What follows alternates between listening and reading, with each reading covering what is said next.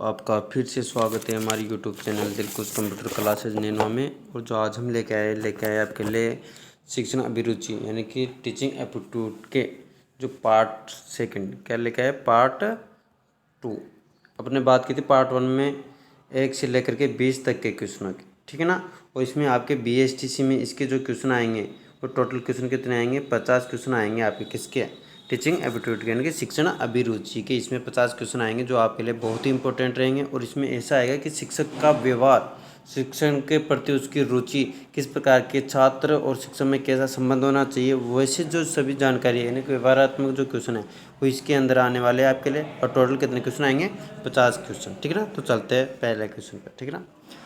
आपका क्वेश्चन है बालकों के सामान्य, ठीक है ना, बालकों के सामान्य ज्ञान की वृद्धि के लिए शिक्षकों में होना चाहिए, यानी कि शिक्षकों में क्या होना चाहिए, ठीक है ना। तो इसका जो है उत्साह होना चाहिए, उदासीनता होनी चाहिए, या तीव्र इच्छा शक्ति होनी चाहिए, या कर्मण्यता होनी चाहिए। बालकों को सामान्य ज्ञान में वृद्धि करवाने के लिए शिक्षकों को कैसा होना चाहिए, शिक्षकों के बीच में क्या होनी चाहिए, तीव्र इच्छा शक्ति होनी चाहिए। क्या होनी चाहिए, तीव्र इच्छा शक्ति होनी चाहिए। क्या होनी चाहिए भाई, तीव्र इच्छा शक्ति, ठीक है ना। तो इसका जो राइट आंसर रहेगा वो क्या रहेगा, ऑप्शन नंबर 3। क्योंकि तीव्र इच्छा रहेगी तभी वो बालकों को पढ़ाने में रुचि लेगा और उनको ज्ञान में क्या करवाएगा, वो वृद्धि करवाएगा, ठीक है ना। बात करते हैं नेक्स्ट की। आपकी राय में जीवन की सफलता प्राप्ति हेतु आवश्यक है, तो क्या आवश्यक है इसके लिए।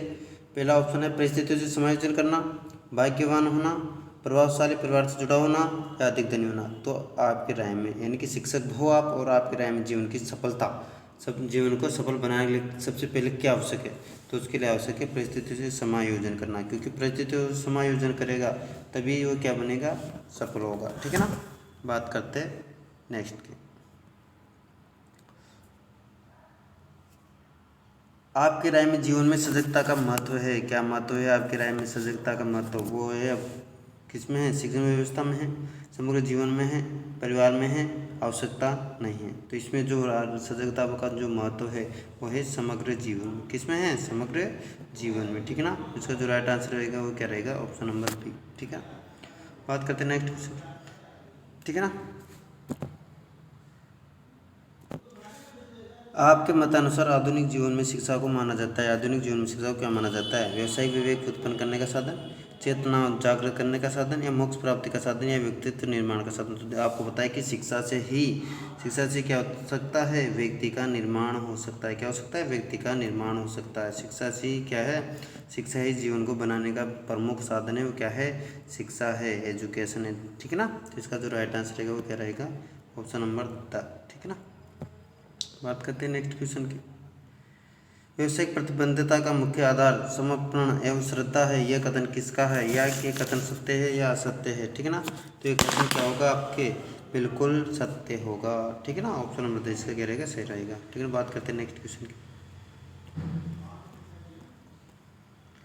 अध्यापक के लिए सबसे मूल्यवान क्या है, ठीक है ना। अध्यापक ले उसकी नौकरी होती है, उसके घर में मर्यादा होती है, विद्यार्थी को खाना खिलाना होता है, उसके शिक्षण के प्रति आस्था होती है। तो अध्यापक का सबसे मूल्यवान होता है, क्या होता है, ये होता है आपके उसके शिक्षण के प्रति आस्था। क्योंकि शिक्षण के प्रति आस्था रखेगा तभी वो बच्चों को सिखा सकेगा, बच्चों पर पूरा ध्यान रख सकेगा, ठीक है ना। इसका जो राइट आंसर रहेगा वो क्या रहेगा, ऑप्शन नंबर 10, ठीक है। बात करते हैं नेक्स्ट की। अच्छा अध्यापक वह है जो क्या करता है, मेधावी परिश्रम हो, अपने विद्यार्थियों को सच्ची लगन रखता हो, सादा जीवन व्यतीत करता हो, या अपने विषय में प्रवीण हो, ठीक है ना। तो ये जो क्वेश्चन है उसमें क्या होगा आपके, अपने विद्यार्थियों में सच्ची लगन रखता हो, वही क्या है, अच्छा शिक्षक है। ध्यान रखना क्या है वो, अच्छा शिक्षक है, ठीक है ना। अगला क्वेश्चन है, शिक्षा के प्रचार और प्रसार से क्या होता है, लोकतंत्र मजबूत होता है, सही बात है। अंधविश्वास में कमी आती है, अंधविश्वास में कमी आती है, सही है, ठीक है ना। आर्थिक विकास की दर भी बढ़ती है, ठीक है ना। तो इसमें जो राइट आंसर रहेगा वो क्या रहेगा, ऑप्शन नंबर डी, ठीक है ना। बात करते हैं नेक्स्ट क्वेश्चन की। आप स्कूल के बाहर, ठीक है ना, स्कूल के बाहर किसी छात्र से किसी प्रकार से व्यवहार करें, यानी कि अगर आपका जो स्टूडेंट है, आपका जो छात्र है, अगर आपसे स्कूल के बाहर मिलना चाहता है, मिलता है, तो उसके प्रति आपका जो व्यवहार है वो किस तरह का रहेगा, अजनबी की तरह रहेगा, या उससे बात करना पसंद नहीं करोगे, बहुत गंभीर होकर के करोगे, या मित्रों की तरह करोगे। तो इसका जो राइट आंसर रहेगा वो रहेगा कि बहुत गंभीर होकर के उससे क्या करनी है, बात करनी है। तभी वो क्या करेगा, शिक्षक के प्रति सम्मान रखेगा, शिक्षक से सीखने में रुचि लेगा और शिक्षकों से ही अच्छे तरीक़ा से वो क्या करेगा, व्यवहार करेगा। अगर बहुत गंभीर होकर के वो कक्षा से बाहर यानी कि विद्यालय से बाहर अगर स्टूडेंट से बात करता है तो ठीक है ना। तो इसका जो राइट आंसर रहेगा वो क्या रहेगा, ऑप्शन नंबर सी। बात करते हैं नेक्स्ट की, शिक्षण क्या है। आप जो शिक्षण है वो क्या है, शिक्षण एक कौशल है, एक जीवन है, एक क्रिया का मात्र, एक तपस्या है। तो मात्र ये नहीं है, ये भी नहीं है, जीवन भी नहीं है, एक कौशल है। शिक्षण एक कौशल है, शिक्षण से ही पूरी बातें अपने स्टूडेंट जो छात्र है वो सीख सकते हैं। तो इसका जो राइट आंसर रहेगा वो क्या रहेगा, ऑप्शन नंबर ए। ठीक है ना। बात करते हैं नेक्स्ट क्वेश्चन, शिक्षा तभी सार्थक होगी जब पाठ्यक्रम केंद्रित होगा, छात्र केंद्रित होगी, रोजगार के केंद्रित हो या समाज केंद्रित हो। तब शिक्षा तभी सार्थक होगी जब छात्र केंद्रित हो, यानी कि छात्र के अकॉर्डिंग ही शिक्षा होनी चाहिए, तभी वो क्या होगी, वो शिक्षा में स्टूडेंट जो है वो आगे बढ़ेंगे। ध्यान रखना, ठीक है ना। तो शिक्षा कैसी होनी चाहिए, छात्र केंद्रित या बाल केंद्रित होनी चाहिए। क्या होनी चाहिए, बाल केंद्रित। ठीक है ना। बात करते हैं नेक्स्ट में, शिक्षण की समस्याओं को हल करने का दायित्व किसका होता है। शिक्षण की समस्याओं को अगर शिक्षण कार्य कौन करवाता है, अपना जो अध्यापक है वो करवाता है। तो शिक्षण की समस्याओं को हल करवाने का काम भी किसका होगा, शिक्षकों का होगा। किसका होगा, शिक्षकों का ही होगा, यानी कि ऑप्शन नंबर 20 में क्या रहेगा, राइट आंसर रहेगा। ठीक है ना। शिक्षक की योग्यता एवं आचरण का सबसे अच्छा मूल्यांकन करते हैं, कौन करते हैं, उनके शिक्षक ही करते हैं भाई। कौन करते हैं, योग्यता एवं आचरण का सबसे मूल्यांकन, अच्छा शिक्षक की है, शिक्षक का जो मूल्यांकन है वो कौन करेंगे, उनके शिष्य करेंगे, क्योंकि शिक्षक से ही कौन पढ़ते हैं, उनके शिष्य पढ़ते हैं। उसको पता रहेगा कि कैसे शिक्षक कैसा पढ़ा रहा है, या उसकी योग्यता कैसी है, उसका आचरण व्यवहार कैसा है, उसका बोलने का तरीका कैसा है, समझाने का तरीका कैसा है, वो कौन डिसाइड करेंगे, वो डिसाइड करेंगे शिक्षक के शिष्य। कौन करेंगे, छात्र करेंगे। ठीक है ना। तो इसका जो राइट आंसर रहेगा वो क्या रहेगा, ऑप्शन नंबर बी। ठीक है। बात करते हैं नेक्स्ट की, आपके विचार में शिक्षा का उद्देश्य होना चाहिए। शिक्षा का क्या उद्देश्य होना चाहिए भाई आपके विचार में। ठीक है ना। शिक्षा ग्रहण करने के बाद नौकरी जरूर नहीं है, शिक्षा में नौकरी हो। छात्र की मानसिक योग्यता का विकास करना, ये भी नहीं है। छात्रों को साक्षर बनाना, ये भी नहीं है। बालकों का सर्वांगीण विकास, यानी कि सभी जगह नौकरी हो या मानसिक योग्यता हो या साक्षर हो, सभी में क्या होगा, विकास होगा।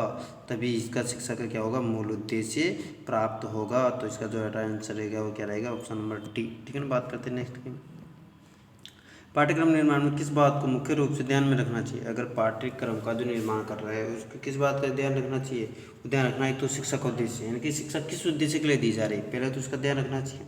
छात्रों की आवश्यकता और रुचियों या योग्यता की नहीं बात होती, क्योंकि छात्रों को पढ़ाया जाता है योग्यता देख करके नहीं पढ़ाया जाता। ठीक है ना।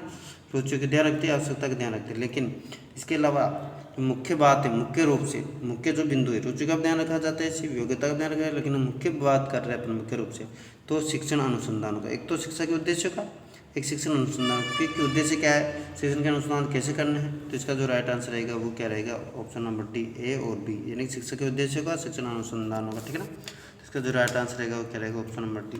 बात करते हैं नेक्स्ट की, एक प्रधानाचार्य को होना चाहिए कि जो अपना प्रिंसिपल होता है उसको कैसा होना चाहिए भाई, छात्रों के लिए प्रेरणादायक होना चाहिए, क्योंकि अगर प्रेरणा देगा वो तभी तो प्रधानाचार्य के लिए अध्यापक के लिए समान भाव रखेगा। सभी अध्यापक हो या अध्यापिका हो उनके प्रति क्या रखना है, समान भाव रखना है। कुशल प्रबंधक होना चाहिए, प्रबंधक है तो प्रबंधक तो होना चाहिए उसको कुशल। तो इसका जो राइट आंसर रहेगा वो क्या रहेगा, ऑप्शन नंबर डी। क्या होगा, ऑप्शन नंबर डी। ठीक है ना। बात करते हैं नेक्स्ट की, आपके अनुसार शिक्षण की योजना पद्धति होनी चाहिए, कैसी होनी चाहिए भाई, बाल केंद्रित होनी चाहिए। पहले भी आ गया है क्वेश्चन, शिक्षण की योग्यता कैसे होनी चाहिए, बाल केंद्रित होनी चाहिए। कैसे, बालकों के अकॉर्डिंग ही शिक्षण होनी चाहिए। अगर बालक को पढ़ा रहे हो आप और बड़ों के जैसा उनके साथ शिक्षण करवा रहे हो तो उनको कुछ समझ में नहीं आएगा। इसलिए इनकी जो शिक्षण योजना है कैसे होनी चाहिए, बाल केंद्रित होनी चाहिए। इसका राइट आंसर क्या रहेगा, ऑप्शन नंबर डी। क्या रहेगा, ठीक है। बात करते हैं नेक्स्ट क्वेश्चन की, एक अध्यापक का श्रेष्ठतम गुण क्या होता है।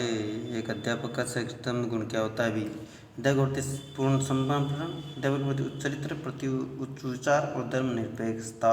तो क्या होता है इसका, अध्यापक के प्रति पूर्ण समर्पण होना चाहिए उनका। ठीक है ना। इसका जो राइट आंसर रहेगा वो क्या रहेगा, ऑप्शन नंबर ए। ठीक है।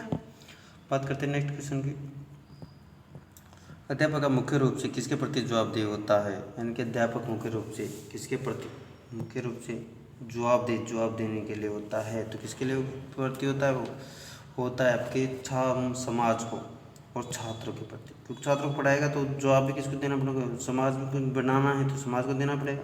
तो इसका जो राइट आंसर रहेगा वो क्या रहेगा, ऑप्शन नंबर ए। ठीक है। ग्रामीण अंचलों में बच्चों की स्कूल से भागने और पढ़ाई छोड़ने का कारण क्या होता है। स्कूल में नीरस वातावरण, छात्रों की बाल श्रमिक बनने की लालसा, छात्रों का अध्यापकों में डर और खेल से उत्सुकता क्या है।